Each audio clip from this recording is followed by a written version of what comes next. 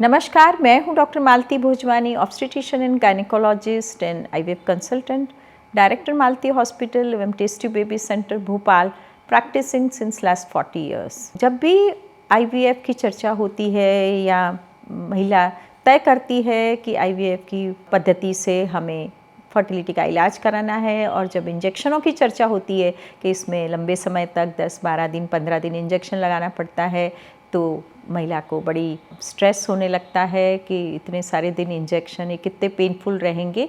तो आज इसके बारे में मैं चर्चा करना बहुत ज़रूरी समझती हूँ कि ओव्यूलेशन इंडक्शन क्या है, इंजेक्शनों का महत्व क्या है, उसके डोज कैसे होने चाहिए, उनकी गुणवत्ता कैसी होनी चाहिए, उनका समय कैसा होना चाहिए, वो कैसे लगाना चाहिए, उनके साइड इफ़ेक्ट्स क्या हो सकते हैं। तो आईवीएफ की प्रक्रिया की शुरुआत के पहले चरण में सेकंड डे ऑफ माहवारी या मेंसेस के सेकंड डे पे पेशेंट को बुलाया जाता है, उनका एक अल्ट्रासाउंड करके बेसलाइन स्कैन किया जाता है। उसमें कोई सिस्ट वगैरह नहीं है तो डॉक्टर एफएसएच या के फॉलिकुलर स्टिमुलेटिंग हार्मोन के इंजेक्शन की शुरुआत करते हैं। फॉलिकुलर स्टिमुलेटिंग हार्मोन, जिसे हम एफएसएच कहते हैं, वो एक हार्मोन है जिससे ओवरीज में फॉलिकल्स का साइज़ बढ़ाने का काम करता है। नॉर्मल महिला में हमेशा हर साइकिल में सिर्फ एक ही अंडा बनता है और एक या दो अंडे बनते हैं, लेकिन आईवीएफ प्रक्रिया के दौरान डॉक्टर्स ये चाहते हैं कि उनको ज़्यादा से ज़्यादा फॉलिकल्स मिले, उनके ज़्यादा से ज़्यादा अंडे मिले, और उसमें से बेस्ट क्वालिटी के अंडों का चयन करके उनके एम्ब्रियोस बना के वो महिला के गर्भ में ट्रांसफ़र किया जाता है। इसी कारण इस चरण का महत्व इसीलिए है कि यदि हम इंजेक्शनों को प्रॉपर मात्रा में, प्रॉपर डोज में सही तरीके से लगाते हैं तो हमें उच्च क्वालिटी के अंडे मिलते हैं और उसी में से हम अच्छे एम्ब्रियोज बना सकते हैं। तो सेकंड डे ऑफ मेंसेस से 5 दिन तक फॉलिकुलर स्टिमुलेटिंग हार्मोन लगता है, और ये हार्मोन दो तरीके के होते हैं, रिकॉम्बिनेंट हार्मोन और हाईली प्यूरिफाइड या यूरिनरी हार्मोन्स।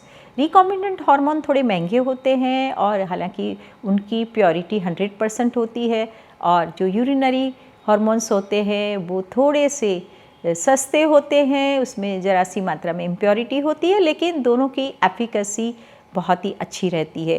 5 दिन इंजेक्शन लगाने के बाद डॉक्टर फिर से आपका अल्ट्रासाउंड करेंगे, और यदि आपका फॉलिकल 14 mm का हो गया है और आपका हार्मोन लेवल सही है तो डॉक्टर्स इसके साथ एक और इंजेक्शन जोड़ेंगे जिसे हम एंटागोनिस्ट इंजेक्शन कहते हैं। ये सिट्रोरिलिक्स के नाम से आता है या गैनिरिलिक्स के नाम से आता है। ये 0.25 इसका डोज रहता है, और ये भी रोज़ रोज़ फॉलिकुलर स्टिमुलेटिंग हार्मोन के साथ इसको भी लगाया जाता है। 5 दिन के बाद अक्सर डॉक्टर HMG नाम का इंजेक्शन्स भी लगाते हैं, जिसे ह्यूमन मेनोपॉजल गोनाडोट्रोपिन्स कहा जाता है। इसमें FSH भी होता है, LH भी होता है, 2 हार्मोन्स होते हैं, और इसी की मात्रा डॉक्टर्स अपने पेशेंट की उम्र, उनके AMH वैल्यू और उनकी शरीर का वजन के हिसाब से तय करते हैं। और ये FSH और HMG इंजेक्शंस 150 या 225, 300, 375 इस डोजेस में लगाया जाता है, और अल्ट्रासाउंड करके ये देखा जाता है कि फॉलिकल्स कैसे बढ़ रहे हैं। सही नहीं बढ़ रहे हैं तो उनके डोजेस बढ़ाए जाते हैं। इसी कारण ये इंजेक्शंस लगाना बहुत ही क्रूशियल हो जाता है। हालांकि बढ़ते हुए रिसर्च के साथ ये इंजेक्शनों में काफ़ी परिवर्तन आया है, और ये इंजेक्शन बहुत ही पेन नुमा इंजेक्शन से लगाया जाता है। बहुत ही बारीक सुई होती है और ये बिल्कुल पेनलेस होते हैं।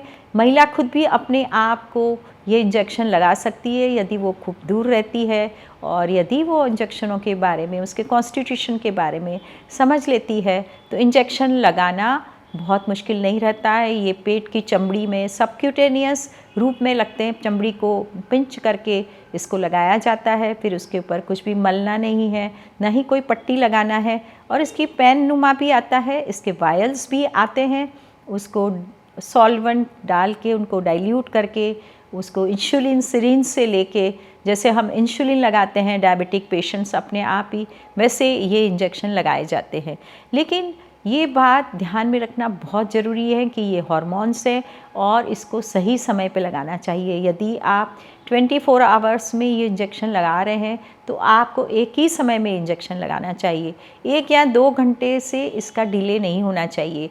और जो एंटागोनिस्ट इंजेक्शन जो 5 दिन के बाद ऐड किया जाता है, उसका कार्य है कि वो प्रीमैच्योर ओव्यूलेशन को वो ना करे। कभी कभी हार्मोन्स के कारण अंडे टाइम के पहले ही रप्चर हो जाते हैं और प्रीमैच्योर ओव्यूलेशन हो जाता है। इसी कारण एंटागोनिस्ट इंजेक्शंस इसी का काम करते हैं कि वो प्रीमैच्योर ओव्यूलेशन को रोक पाएँ। इसी कारण एंटागोनिस्ट इंजेक्शन को आपको कभी भी डिले नहीं करना चाहिए, उसको सही समय से रखना चाहिए। यदि आप उसको अलग अलग टाइम पे लगाते हैं तो उनकी एफिकेसी कम होने के कारण कभी हमें सही परिणाम प्राप्त नहीं हो पाते हैं। जब ये इंजेक्शंस एंटागोनिस्ट और HMG इंजेक्शन सब 10 दिन लगा लेते हैं तो डॉक्टर आपका फिर से अल्ट्रासाउंड करके ये देखते हैं कि फॉलिकल का साइज़ यदि 19, 20, 21 ऐसे हो गया है तो आपको एक बहुत ही ज़रूरी इंजेक्शन लगाया जाता है जिसे हम कहते हैं ट्रिगर इंजेक्शन। ट्रिगर इंजेक्शन का काम ये है कि इसको लगाने के बाद जो फॉलिकल्स में अंडे हैं वो मैच्योर हो जाते हैं, वो M1 स्टेज से M2 स्टेज में पहुंच जाते हैं और उसके लगाने के ठीक 35-36 घंटे के बाद डॉक्टर्स महिला को बेहोशी देके उसके सारे फॉलिकल्स एस्पिरेट कर दिए जाते हैं। और यदि ये प्रक्रिया सही रहती है तो हमें M2 मिलने की सुविधा या M2 उच्च क्वालिटी के एग्स मिल जाते हैं, जिसके परिणाम IVF प्रक्रिया में बहुत ही अच्छे आते हैं। इसलिए सबसे ज़रूरी है कि आपके फॉलिकल्स अच्छे बने और आपके अंडे सही नंबर में निकले, ताकि हम उस अंडों में से बेस्ट क्वालिटी अंडों का चयन करें, या यदि ज़्यादा हैं तो हम एम्ब्रियोज़ को फ्रीज़ करें। और ट्रिगर इंजेक्शन का बहुत ही ज़्यादा उसका इम्पॉर्टेंस है।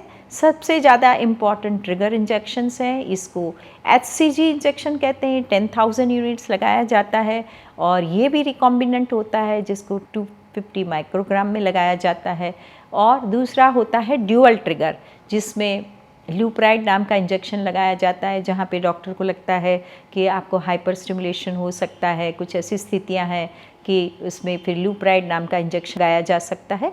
इस तरह से ट्रिगर इंजेक्शंस का बहुत महत्व है। इसी कारण IVF के इंजेक्शन से महिला को ये जानकारी प्राप्त होती है कि ये क्यों लगाया जाता है, उनकी गुणवत्ता क्या है, ये कैसे लगाना है। ये जानकारी प्राप्त करने के बाद आप मेंटल तरीके से IVF प्रक्रिया के लिए प्रिपेयर हो जाती है और इसका जो भय है वो उससे आपको मुक्ति मिल जाती है।